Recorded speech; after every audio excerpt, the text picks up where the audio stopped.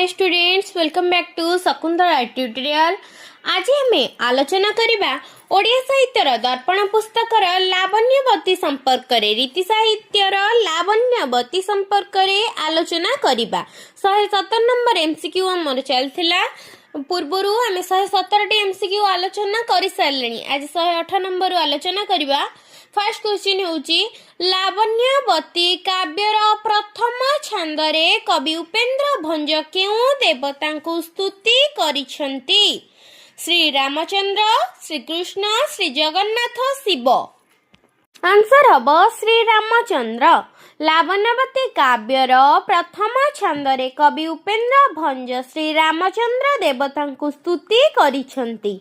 साक्षर नियम रचित केउ काव्यटीर रचयिता कवि सम्राट उपेन्द्र भंज? वैदेहीश विलास, कला कौतुक, सुभद्रा परिणय, छंद भूषण। आंसर अब सुभद्रा परिणय। साक्षर नियम रचित सुभद्रा परिणय काव्यटीर रचयिता हेउचंती कवि सम्राट उपेन्द्र भंज। 12टी छंद विशिष्ट अवना अक्षर रे रचित अवना रसतरंग काव्यर रचयिता किए? उपेन्द्र भंज, धनंजय भंज, भूपति पंडित, द्वारिका दास। आंसर हब उपेन्द्र भंज। 12टी छंद विशिष्ट अवना अक्षर रचित अवना रसतरंग काव्यटीर रचयिता हेउछंती उपेन्द्र भंज। लावण्यवती काव्यर नायक चंद्रभानुर पूर्व जन्मर नाम कौन थिला? पुष्पकेतु, प्रभाकर, कुमार, मधुकर। आंसर अब प्रभाकर। लावण्यवती काव्यर नायक चंद्रभानुर पूर्व जन्मर नाम प्रभाकर थिला। कवि उपेन्द्र भंजक ब अक्षर नियम रचित काव्यर नाम कौन? रसकल्लोल, अवना रसतरंग, वैदेहीश विलास, छंद भूषण। आंसर अब वैदेहीश विलास। 10टी अध्याय विशिष्ट केउ काव्य कवि भूपति पंडित ब्रजंग मानंकु गोपकन्या, वेदकन्या, देवकन्या और मुनिकन्या भेदरे 4 भागरे विभक्त करिछंती? प्रेम पंचामृत, उद्धव चौतीसा, परचे गीता, भूपति चौतीसा। आंसर हब प्रेम पंचामृत। 10टी अध्याय विशिष्ट प्रेम पंचामृत काव्य कवि भूपति पंडित ब्रजांग मानंकु गोप कन्या, वेद कन्या, देवकन्या और मुनिकन्या भेदरे 4 भागरे विभक्त करिछंती। विश्वनाथ खुंटियाଙ୍କ द्वारा रचित काव्यर नाम कौन? जैमिनी भारत, आध्यात्म रामायण, गोपी भाषा, विचित्र रामायण। आंसर हब विचित्र रामायण। विश्वनाथ खुंटियाଙ୍କ द्वारा रचित काव्यर नाम विचित्र रामायण। विचित्र रामायणर अन्य नाम कौन? आध्यात्म रामायण, बिलंका रामायण, बिसी रामायण, दांडी रामायण। आंसर हब बिसी रामायण। विचित्र रामायणर अन्य नाम हेउछि बिसी रामायण।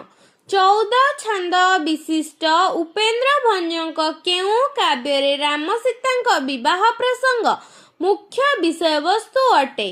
रामलीलामृत, लावण्यवती, विवाह प्रसंग जनित चित्रकला, रसलेखा। आंसर अब रामलीलामृत।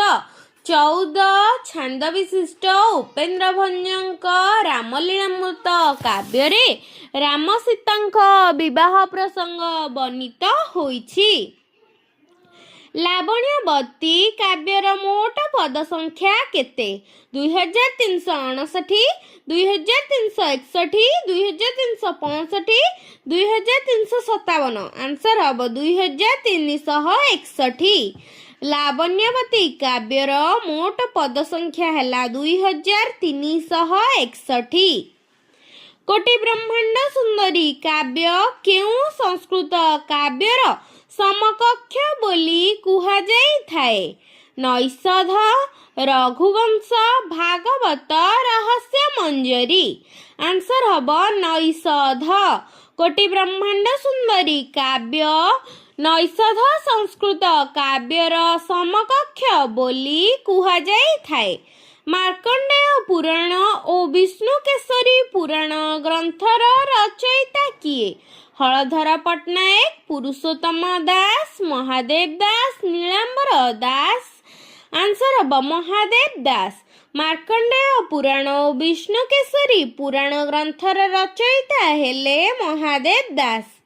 ଭୂପତି ପଣ୍ଡିତ କାହା ଦ୍ୱାରା ବୈଷ୍ଣବ ଧର୍ମରେ ଦୀକ୍ଷିତ ହୋଇଥିଲେ?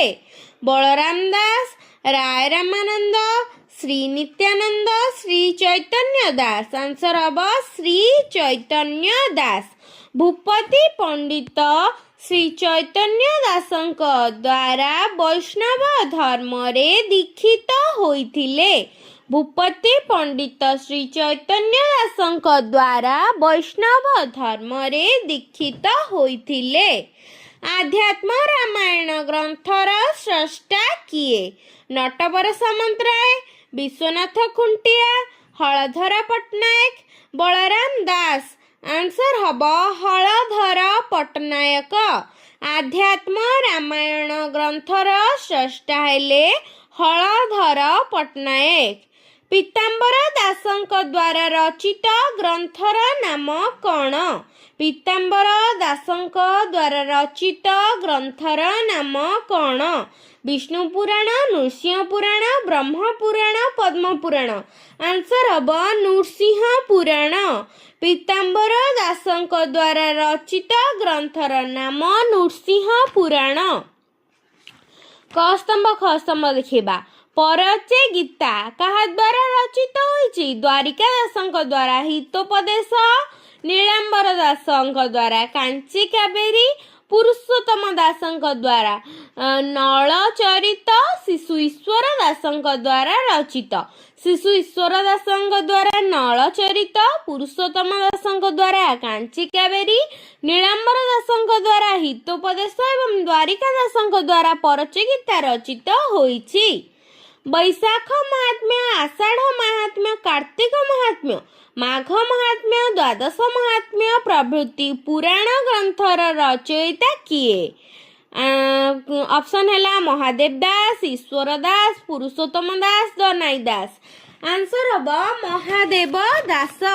ବୈଶାଖ ମହାତ୍ମ୍ୟ, ଆଷାଢ଼ ମହାତ୍ମ୍ୟ, କାର୍ତ୍ତିକ ମହାତ୍ମ୍ୟ, ମାଘ ମହାତ୍ମ୍ୟ, ଦ୍ୱାଦଶ ମହାତ୍ମ୍ୟ ପ୍ରଭୃତି ପୁରାଣ ଗ୍ରନ୍ଥର ରଚୟିତା ହେଲେ ମହାଦେବ ଦାସ। କାହାର ଜୈମିନୀ ଭାରତ ଗ୍ରନ୍ଥଟି ସାରଳା ମହାଭାରତର ବିଷୟବସ୍ତୁରୁ ହିଁ ଆଧାରିତ ହୋଇଛି? ଦନାଇ ଦାସ, ନୀଳାମ୍ବର ଦାସ, ଶ୍ରୀଧର ଦାସ, କାହ୍ନୁ ଦାସ। ଆନ୍ସର ହେବ ନୀଳାମ୍ବର ଦାସ। ନୀଳାମ୍ବର ଦାସ ଜୈମିନୀ ଭାରତ ଗ୍ରନ୍ଥଟି ସାରଳା ମହାଭାରତର ବିଷୟବସ୍ତୁରୁ ହିଁ ଆଧାରିତ ହୋଇଛି। ଗଙ୍ଗା ମହାତ୍ମ୍ୟ କାହା ଦ୍ୱାରା ରଚିତ? ପୁରୁଷୋତ୍ତମ ଦାସଙ୍କ ଦ୍ୱାରା ରଚିତ। କାଞ୍ଚନଲତା ଶ୍ରୀଧର ଦ୍ୱିଜଙ୍କ ଦ୍ୱାରା। ଯଶୋଦା କୋଇଲି ଦନାଇ ଦାସଙ୍କ ଦ୍ୱାରା। ପ୍ରେମ ମଞ୍ଜରୀ ଚନ୍ଦ୍ରଶେଖର ଭଞ୍ଜଙ୍କ ଦ୍ୱାରା ରଚିତ ହୋଇଛି। ପ୍ରତ୍ୟେକ ଅଧ୍ୟାୟ 108 ପଦ ବିଶିଷ୍ଟ ଏବଂ 108 ଅଧ୍ୟାୟ ସଂଖ୍ୟାର ରାମ ରସାମୃତ ସିନ୍ଧୁ ରାମାୟଣ କାବ୍ୟର ରଚୟିତା କିଏ? ଶ୍ରୀଧର, ବୃନ୍ଦାବନ ଦାସୀ, କାହ୍ନୁ ଦାସ, କୃପା ସିନ୍ଧୁ ଦାସ। ଆନ୍ସର ହେବ କାହ୍ନୁ ଦାସ।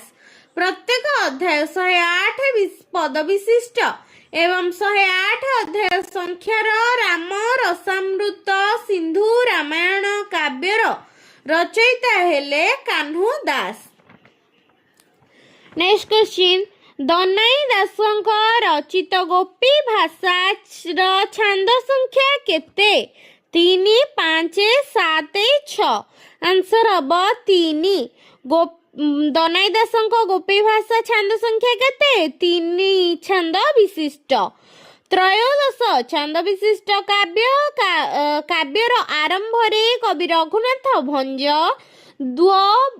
ଦ୍ୱର୍ଥ ବୋଧକ ଶବ୍ଦ ମାଧ୍ୟମରେ ହରି ଓ ହର ଉଭୟଙ୍କୁ ସୃଷ୍ଟି କରିଛନ୍ତି।